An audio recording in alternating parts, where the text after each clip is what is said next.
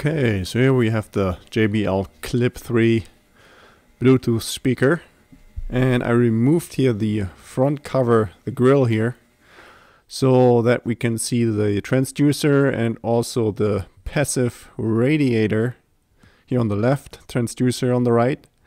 And let's check out how this thing behaves when you put it in water. How does it splash it around? Take a look.